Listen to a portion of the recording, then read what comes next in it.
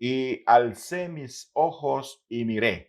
Con estas palabras da inicio otra increíble visión profética que Daniel recibirá y que con la ayuda del ángel Gabriel podrá entender su interpretación. Con tan solo 3 capítulos más, el libro de Daniel casi llega a su final, un libro que por mucho nos ha demostrado la veracidad de la Biblia como palabra infalible e inerrante de Dios, al considerar no solo las grandes enseñanzas espirituales que este libro posee, sino también la precisión y detalle profético que concuerda en gran manera con los datos históricos, confirmando así que dichas profecías ya se han cumplido en su mayoría. Y aunque algunos opinan que Daniel es un libro post-eventum, es decir, que se escribió en forma de profecía cuando todos los acontecimientos históricos ya habían pasado, muchos creemos que no es así, sino que Daniel realmente fue un personaje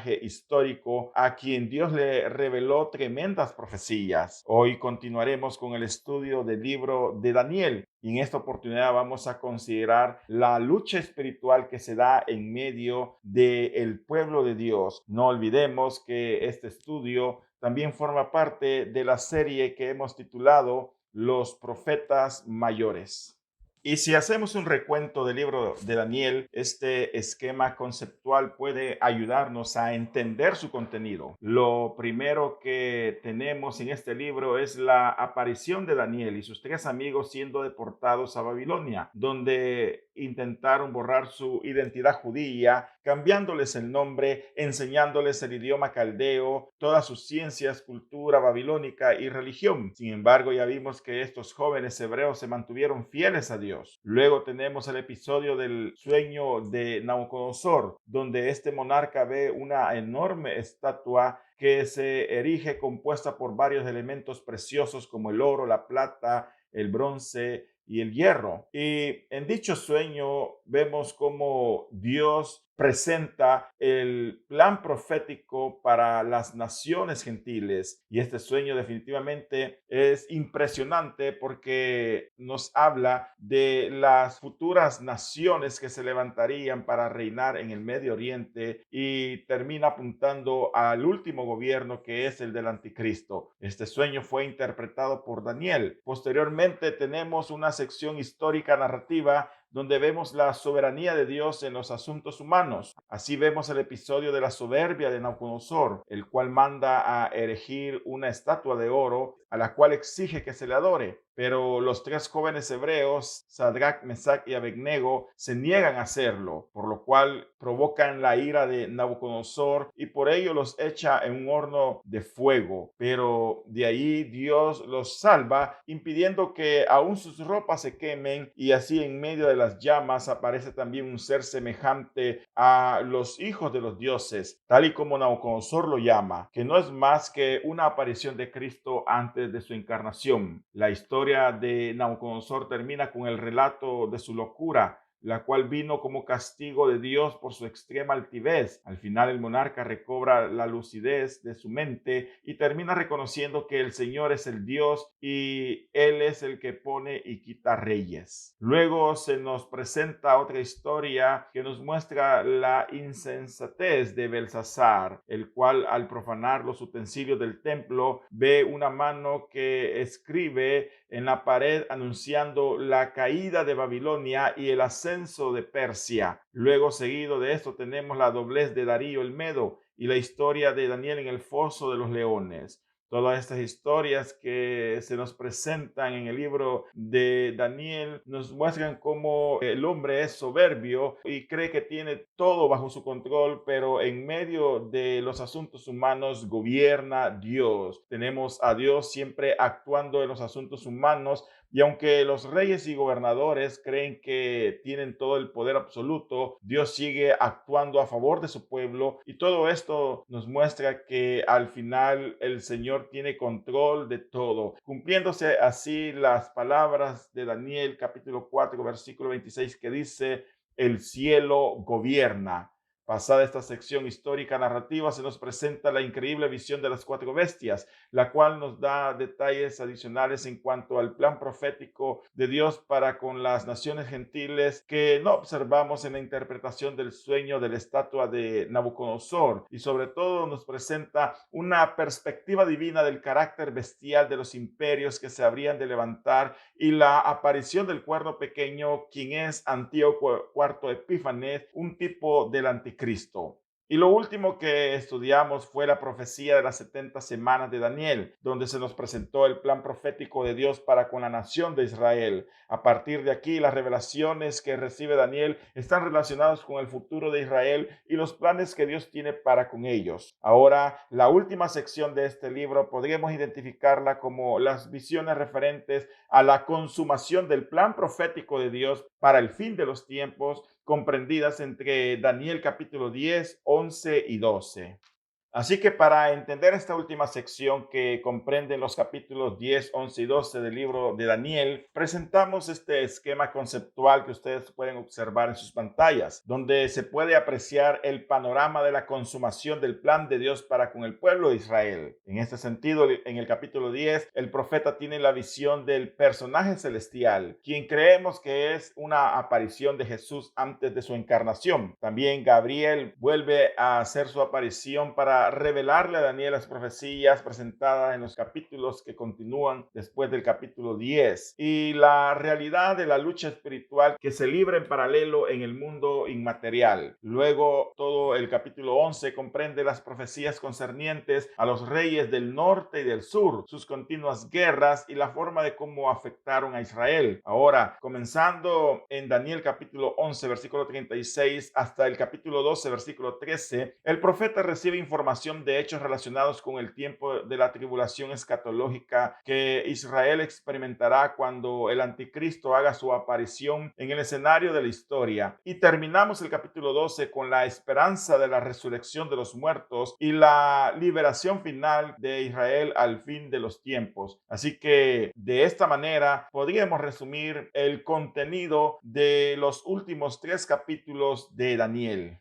Así que entremos rápidamente a estudiar el contenido y en Daniel capítulo 10 y en los primeros 5 versículos tenemos la introducción a toda esta nueva sección donde vemos a Daniel junto a la orilla del gran río y de Kel. Este nos dice que fue en el año tercero de Ciro, rey de Persia, que le fue revelada palabra de Dios y afirma que esta palabra era verdadera y el conflicto muy grande, pero él comprendió la palabra y tuvo inteligencia en la visión. Además nos agrega que en aquellos días estuvo muy afligido por espacio de 3 semanas, no comió manjar delicado, ni entró en su boca carne ni vino, ni se ungió con ungüento hasta que se cumplieron las 3 semanas. Por estas palabras podemos entender lo angustiante que fue para Daniel recibir estas visiones, y fue hasta el día 24 del primer mes que estaba Daniel junto a la orilla del río y de que él recibió la increíble visión que lo dejaría atónito y sin fuerzas. Ahora, si nos fijamos, el texto nos dice que esta visión que Daniel recibió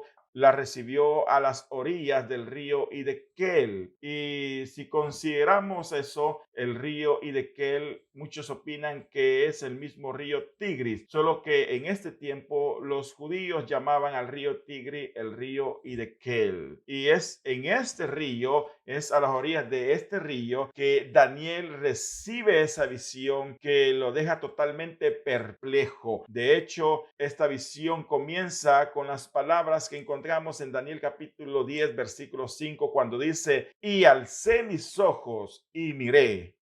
Y con estas palabras nos presenta la increíble visión de este ser resplandeciente que viene hacia él y que es descrito en los versículos que van del 5 al 6. Ahora, esta nueva visión es totalmente deslumbrante y muy asombrosa en gran manera, de tal manera que cuando Daniel alza sus ojos, ve a un varón vestido de lino y ceñidos sus lomos de oro de Ufaz, Dice que su cuerpo era como berilio, su rostro parecía un relámpago, sus ojos como antorchas de fuego, sus brazos y pies como de color de bronce bruñido, y el sonido de sus palabras como estruendo de multitud. Definitivamente la visión de este glorioso varón es impactante, tanto que el profeta quedó sin fuerzas ni vigor alguno, según él lo describe en el versículo 9. Y ante semejante visión nos podemos preguntar, ¿quién es este varón resplandeciente y totalmente glorioso? ¿Con quién lo podemos identificar? Bueno, la mayoría de los estudiosos bíblicos concuerda que se trata de una teofanía, es decir, una aparición de Jesucristo antes de su encarnación. Las características que lo definen nos hablan de su carácter glorioso y divino. Daniel lo ve vestido de lino, lo cual nos habla de su dignidad sacerdotal y real. Su cintura está ceñida con un cinto de oro de Ufaz. Ufaz se cree que era una región de donde se traía este oro y que hoy en día desconocemos su ubicación exacta. Y en sí, el cinto de oro destaca su carácter divino y la realeza que este personaje tiene. También nos dice que su cuerpo era como berilio y su rostro parecía como un relámpago, lo cual nos habla que era un ser totalmente resplandeciente,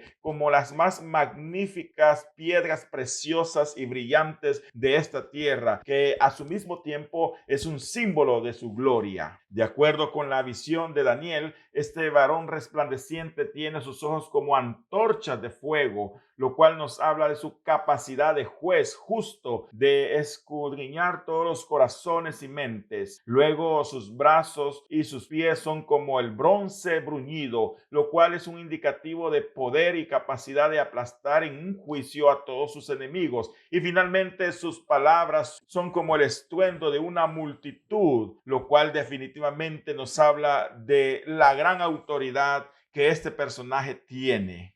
Ahora, esta visión del varón resplandeciente de Daniel capítulo 10, versículos 5 al 6, tiene una gran semejanza con la visión que Juan el apóstol recibió allá en la isla de Patmos y que se encuentra registrada en Apocalipsis capítulo 1, versículos 12 al 17 y que se conoce como la visión del Cristo glorificado. Aquí Cristo se le aparece a Juan estando él exiliado en la isla de Patmos y en Apocalipsis capítulo 1, versículo 12 al 17 nos describe la forma asombrosa de cómo Cristo se le apareció al apóstol. Dice en el libro de Apocalipsis capítulo 1 versículo 12 en adelante: y me volví para ver la voz que hablaba conmigo, y vuelto vi 7 candeleros de oro, y en medio de los 7 candeleros a uno semejante al Hijo del Hombre, vestido de una ropa que llegaba hasta los pies y ceñido por el pecho con un cinto de oro. Su cabeza y sus cabellos eran blancos como la blanca lana, como nieve, sus ojos como llama de fuego y sus pies semejantes al bronce bruñido, refulgente como en un horno, y su voz como estruendo de muchas aguas, y tenía en su diestra 7 estrellas, y de su boca salía una espada aguda de 2 filos, y su rostro era como el sol cuando resplandece en su fuerza. Cuando le vi, caí como muerto a sus pies. Definitivamente existe una gran semejanza en ambas visiones. Y si nos damos cuenta, al final el apóstol Juan dice que cuando lo vio, cayó como muerto a sus pies, muy semejante a la reacción que Daniel tuvo cuando presenció todas estas gloriosas y impresionantes visiones. Ahora, si consideramos más a detalle la visión de Juan, vemos que definitivamente se trata de la visión de Cristo glorificado, contraria a la imagen de un Cristo crucificado y angustiado o incluso en derrota, como sus enemigos quisieran verlo. Juan nos revela en Apocalipsis que Jesús ha resucitado y se encuentra totalmente glorificado y se le ha dado toda autoridad y poder en los cielos, en la tierra y debajo debajo de ella. En la visión de Juan, Cristo se encuentra en medio de 7 candeleros de lámparas individuales y no unidas sus ramas como en el menorá o en el candelabro de 7 brazos. En este caso, cada candelero es independiente y simboliza a una de las 7 iglesias a las cuales iría dirigido el mensaje de Apocalipsis capítulo 2, capítulo 3. En su diestra vemos que tiene 7 estrellas que simbolizan a los 7 pastores de cada una de las 7 iglesias a las cuales el mensaje es dirigido. Al continuar con la lectura nos damos cuenta la increíble descripción que tenemos de Cristo en esta visión. Se nos dice que es uno semejante al Hijo del Hombre, es decir, hace referencia al carácter mesiánico de Jesús, porque es Jesús quien asimismo se llamó como el Hijo del Hombre, y este está vestido con una ropa que le llegaba hasta los pies, lo cual nos habla de su dignidad y su carácter real y sacerdotal, y este está ceñido el pecho por un cinto de oro, lo cual nos habla de su realeza y carácter divino. Su cabeza y sus cabellos eran blancos como la blanca lana, como la nieve, dice, lo cual a su mismo tiempo nos habla de su pureza, de su santidad, y sus ojos eran como llamas de fuego, es decir, que todo lo escudriñan y todo lo descubren, no hay nada que se oculte delante de su mirada, y sus pies semejantes al bronce bruñido, refulgente como un horno, y esto nos habla de su carácter como juez para juzgar e incluso aplastar a sus enemigos en un juicio, y su voz como estruendo de muchas aguas, es decir, su voz es con autoridad, y de su boca salía una espada que es la palabra de Dios. De esta manera, Juan nos presenta esta increíble visión. Ahora, si hacemos una comparación de lo que Juan está describiendo en Apocalipsis capítulo 1, versículo 2 al 17, con respecto a la visión del varón resplandeciente que Daniel tiene en el capítulo 10, versículo 5 al 6, sus semejanzas quedan evidenciadas de esta manera. Ambos personajes están vestidos espléndidamente y de un blanco puro. También sus cinturas están ceñidas con un cinto de oro. Sus ojos son como antorchas de fuego, como llamas que consumen a sus enemigos, y sus pies son como el bronce bruñido, y la voz de ambos personajes son como estruendo de muchas aguas. Así que definitivamente podemos creer que lo que Daniel está viendo en el capítulo 10 es una visión de Cristo totalmente glorioso y antes de su encarnación. Y en la tabla que ustedes observan en sus pantallas pueden ver la semejanza que hay en la descripción de ambos personajes, que definitivamente están hablando del mismo, y es nuestro Señor Jesucristo. Luego, después de tener esta sorprendente visión, Daniel queda atónito y sin fuerzas, tal como lo dice él en Daniel capítulo 10, versículo 9, cuando expresa que no quedó fuerzas en él. Antes su fuerza se cambió por desfallecimiento y no tuvo vigor alguno. Sin embargo, es aquí cuando un ángel viene a Daniel y lo toca para ayudarle a ponerse de pie. Y este ángel es Gabriel. Una vez más, Gabriel ha sido enviado a Daniel para interpretarle la increíble visión que está recibiendo y que recibiría posteriormente, y que vamos a estudiar en el capítulo 11. Las palabras dirigidas por el ángel Daniel son increíbles y reflejan el gran amor que Dios tiene por sus siervos, ya que Gabriel le dice a Daniel: Daniel, varón muy amado, está atento a las palabras que te hablaré y ponte en pie, porque a ti he sido enviado ahora.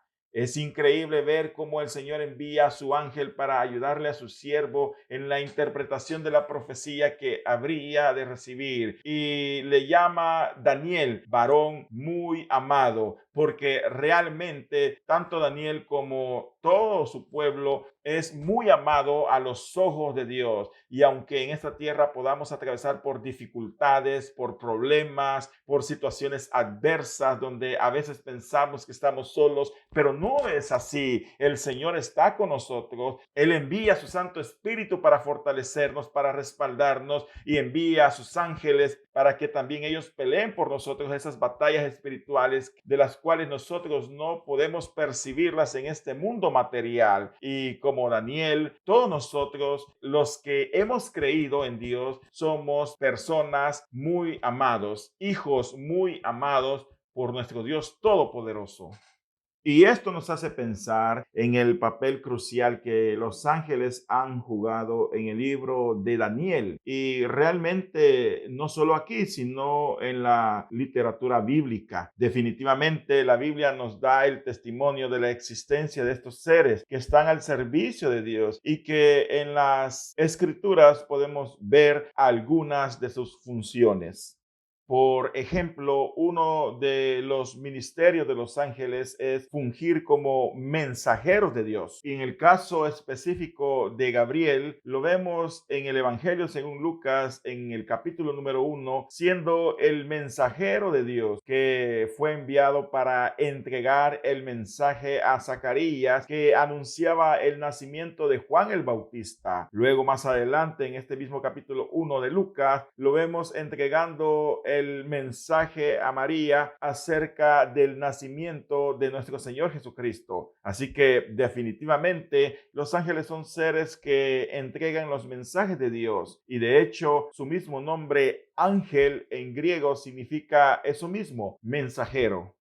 Luego, otro de los ministerios que los ángeles tienen y que se confirma en la Biblia es el de ser seres ministradores que ayudan a los siervos de Dios. Así, en el caso específico de Gabriel, lo vemos siendo el ángel que le ayuda a Daniel a interpretar varias de las visiones proféticas que éste recibe. Así lo entendemos cuando leemos allá en Daniel capítulo 9, los versículos que van del 21 al 22, donde textualmente Gabriel le explica a Daniel que había llegado hasta él para darle sabiduría y entendimiento en toda visión. Además de esto, también vemos a otro ángel ayudando al profeta Elías allá en el primer libro de Reyes, capítulo 19, versículo 7. Aquí Elías se encontraba deprimido y había huido al desierto ante las amenazas que Jezabel había lanzado en contra de su vida. Pero es aquí donde el Señor envía un ángel que llega hasta donde él estaba para darle fuerza y animarlo que siga adelante, porque largo camino le esperaba. Así que aquí podemos ver en este primer libro de Reyes cómo el ángel ayuda al profeta Elías a animarlo para que él continuase con el ministerio que el Señor le había dado. Y también en Lucas capítulo 22 versículos 39 y versículo 43 vemos otro ejemplo de cómo los ángeles ayudan a los siervos de Dios. Y en este caso vemos cómo un ángel fue enviado para fortalecer la vida de nuestro Señor Jesucristo allá en el huerto de Getsemaní, en la noche en la cual él había de ser traicionado y entregado a los gentiles para ser enjuiciado injustamente y posteriormente crucificado. En su oración de angustia, el Señor pide que si fuese posible pase de sí esta copa, mas le dice a su padre: no se haga lo que yo quiero, sino hágase como tú quieres. Y es ahí donde en medio de esa gran angustia el padre decide enviar un ángel que le fortalece y le da esos ánimos que él necesita para poder enfrentar lo que habría de venir posteriormente. Y en Hechos capítulo 5, los versículos que van del 19 al 20 nos ofrecen otro ejemplo de cómo los ángeles son seres ministradores que ayudan a los siervos de Dios. En este caso vemos como un ángel del Señor les abrió de noche las puertas de la cárcel a los apóstoles para que estos pudiesen continuar predicando el mensaje del evangelio, ya que habían sido echados a la cárcel por los líderes religiosos de Jerusalén, amenazándolos y prohibiéndoles que hablasen acerca del nombre de Jesús. Sin embargo, un ángel llega en la noche y abre las puertas de la cárcel y permite que estos salgan y así continúen predicando con valor el mensaje de salvación. Por tanto, podemos decir que otro de los ministerios de los ángeles es ayudar a los siervos de Dios para que éstos puedan cumplir los propósitos de Dios en su vida y así su obra pueda avanzar de manera más efectiva en esta tierra.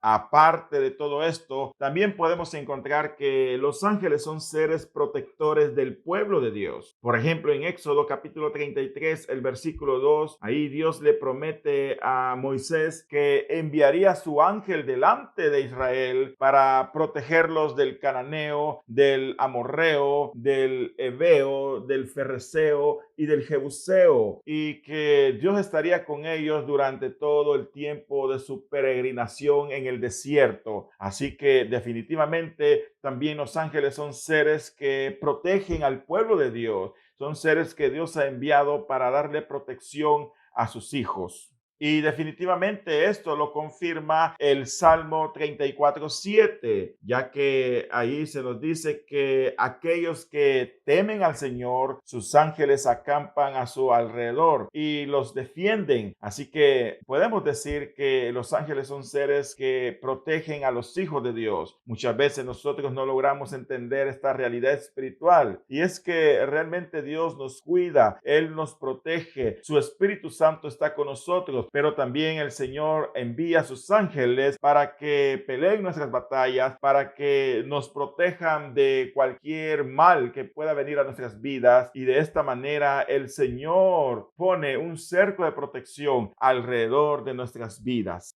Y finalmente podemos decir que los ángeles son seres que ejecutan los juicios divinos. Y en la Biblia podemos ver eso. Por ejemplo, en Isaías capítulo 37, versículo 36, tenemos el caso del ángel que mató a 185,000 asirios. En esta ocasión, Dios envió su ángel a detener los ejércitos del rey Sennacherib, el rey de Asiria, quien había blasfemado en contra del nombre de Dios y de su templo en los tiempos de Ezequías. Él envía su ejército con el propósito de destruir a Jerusalén, pero no contaba con que el Señor habría de enviar un ángel que provocaría una terrible mortandad entre las tropas del rey asirio, a tal punto que éste tuvo que retirarse totalmente humillado después de considerar la muerte de 185,000 asirios, y al final regresa a Siria, donde moriría asesinado por sus hijos. Así que aquí vemos a un ángel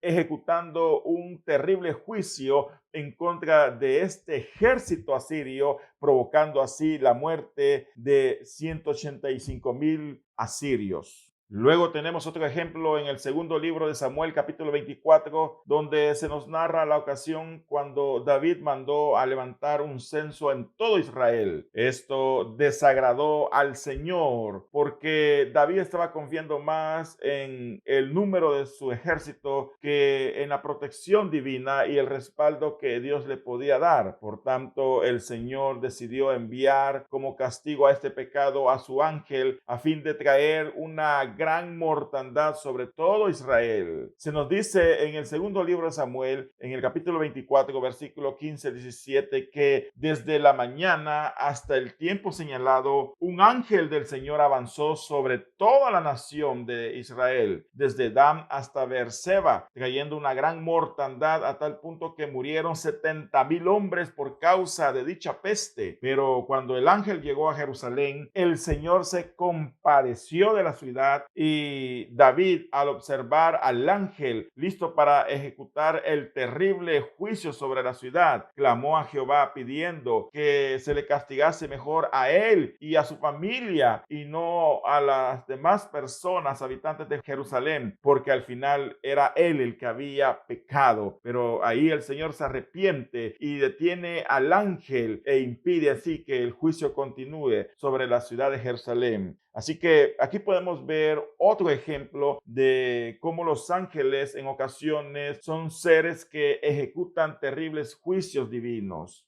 Y en general en el libro de Apocalipsis podemos observar a varios ángeles que ejecutarán juicios en el período de la gran tribulación. Por ejemplo, en Apocalipsis capítulo 15, versículos que van del 6 al 7, leemos cómo del templo salen 7 ángeles los cuales son los 7 ángeles que tomarán las 7 copas de la ira de Dios y que estos derramarán sobre las naciones del mundo como parte del juicio que Dios trae sobre esta humanidad. Esto está ahí en el libro de Apocalipsis, y así como estos ángeles podemos observar que hay otros también que ejecutan terribles juicios sobre la humanidad como castigo a todos sus pecados. Por lo tanto, podemos afirmar que también los ángeles son seres que ejecutan terribles juicios divinos.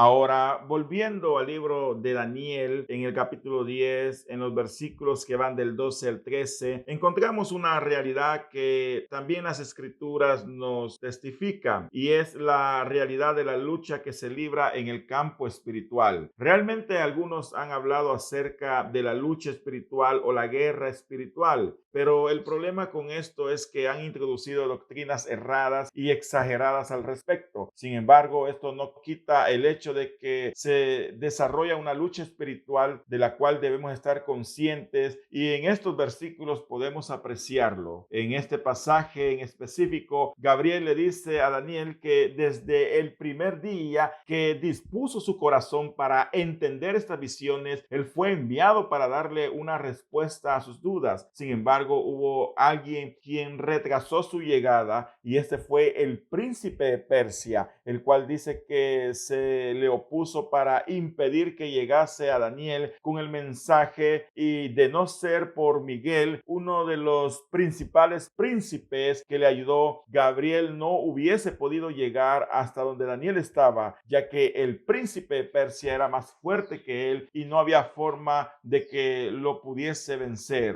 Ahora bien, identifiquemos a cada uno de los personajes que aparecen en este pasaje. Bueno, Gabriel es el ángel mensajero, y dice que el príncipe de Persia se le opuso. Esto significa que el príncipe de Persia no pudo haber sido un humano, un hombre de carne y hueso, porque estamos hablando que le hizo oposición a un ser espiritual. Por tanto, podemos entender que el príncipe de Persia es un ángel también, es decir, un ángel caído o un demonio, como también se le llama. Entendiendo entonces todo esto, podemos ver cómo Daniel, perseverando en oración, pedía a Dios el entendimiento para comprender la visión. Y aunque desde el momento que él dispuso su corazón a entender el asunto y el ángel fue enviado con el mensaje del profeta, este se retrasó porque en el camino se le opuso un demonio llamado aquí con el nombre de el príncipe de Persia, que impedía que el siervo de Dios obtuviese la respuesta a su oración, mostrándonos así la realidad de la lucha espiritual que se libra en el mundo inmaterial. Además, es interesante ver cómo el ángel Gabriel fue incapaz de hacerle frente al príncipe de Persia, mostrándonos que este demonio era más fuerte que él, y por eso llegó en su ayuda Miguel, uno de los principales príncipes. Pero ¿quién es Miguel?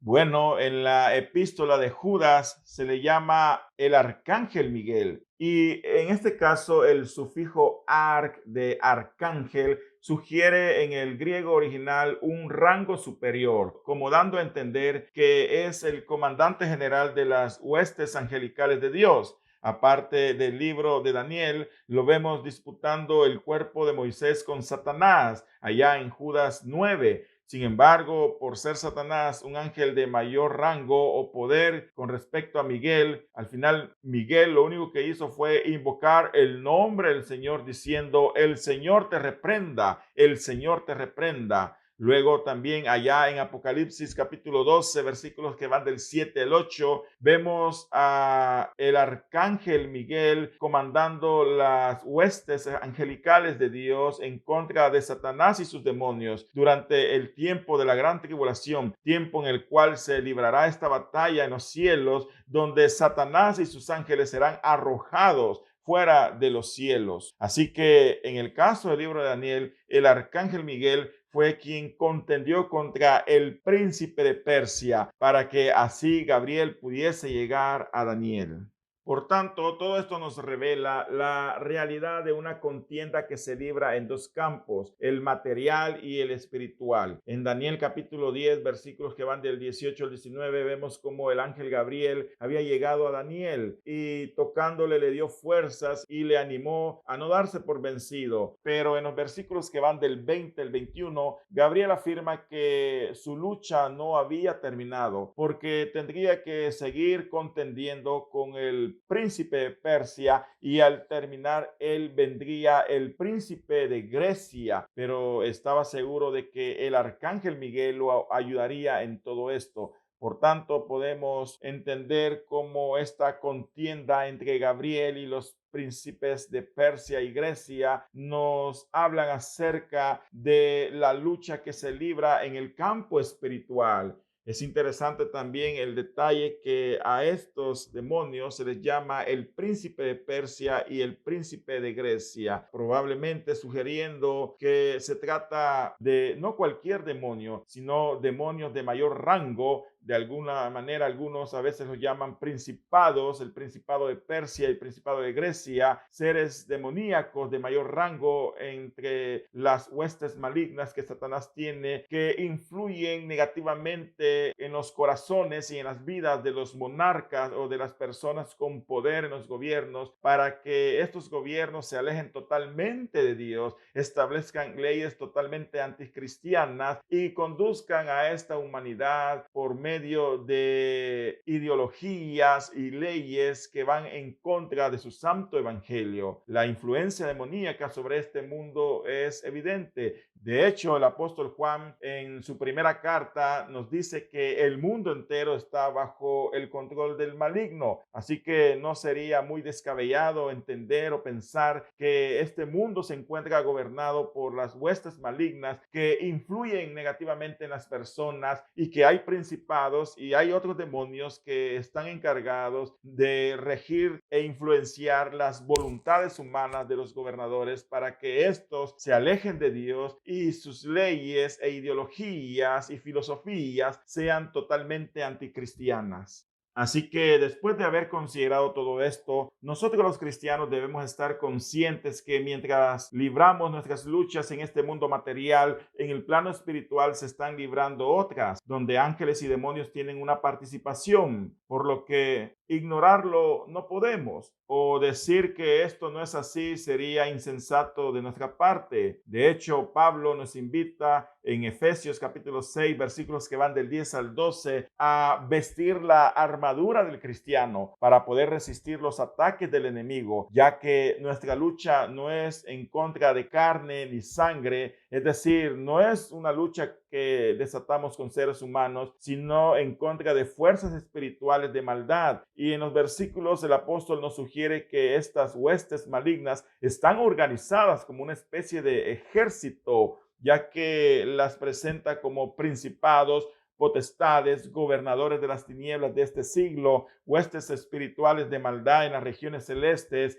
Y de aquí que cobre mayor significado las palabras de Pablo en 2 Corintios capítulo 10 versículos 4 al 6, cuando dice: porque las armas de nuestra milicia no son carnales, sino poderosas en Dios para la destrucción de fortalezas, derribando argumentos y toda altivez que se levanta contra el conocimiento de Dios y llevando cautivo todo pensamiento a la obediencia a Cristo, y estando prontos para castigar toda desobediencia cuando vuestra obediencia sea perfecta. Por tanto, mantengámonos firmes, vestidos siempre de la armadura de Dios, perseverando en oración y ruegos delante de Dios, y con la ayuda del Espíritu Santo, ningún poder de las tinieblas podrá apartarnos del propósito de Dios, y nuestro servicio en la obra del Señor será efectiva, estando conscientes que nuestra lucha no es contra hombres y mujeres, no es contra seres humanos, sino contra huestes, espíritus malvados que tratan de impedir que la voluntad de Dios se cumpla en esta tierra. Pero mayor es el que está con nosotros, aunque nuestro enemigo Satanás y sus demonios son fuertes, pero mayor es el que está con nosotros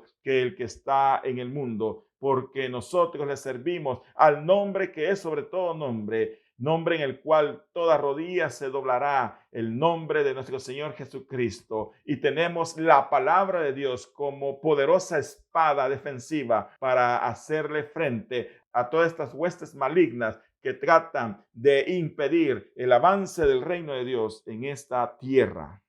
Así que finalmente podemos decir que el ángel Gabriel fortalece a Daniel y le pregunta si acaso él sabe la razón por la cual había venido a él. Bueno, la respuesta a esta pregunta se la da el mismo ángel a confirmarle que estaba allí para declararle lo que estaba escrito en el libro de la verdad. Y con esta declaración, el libro de la verdad se refiere al plan inmutable e invariable de Dios, el plan que ya está predeterminado de parte de Dios para que las cosas ocurran tal y como es su voluntad, lo cual veremos en más detalle en los siguientes 2 capítulos que restan de este libro de Daniel. Aunque el hombre tenga sus planes, aunque se levanten nuevos reinos y hagan alarde de su gran poder, y aun cuando existan poderes demoníacos que los apoyan y se oponen a la voluntad de Dios, la verdad es que el Señor ya ha decidido lo que va a acontecer. El Señor ha decidido cómo todo esto va a terminar, cómo todo esto va a pasar y pasará tal y como Él lo ha determinado. Qué hermoso es saber que en esos planes su pueblo está incluido. Planes de bien y no de mal, planes que apuntan a una eternidad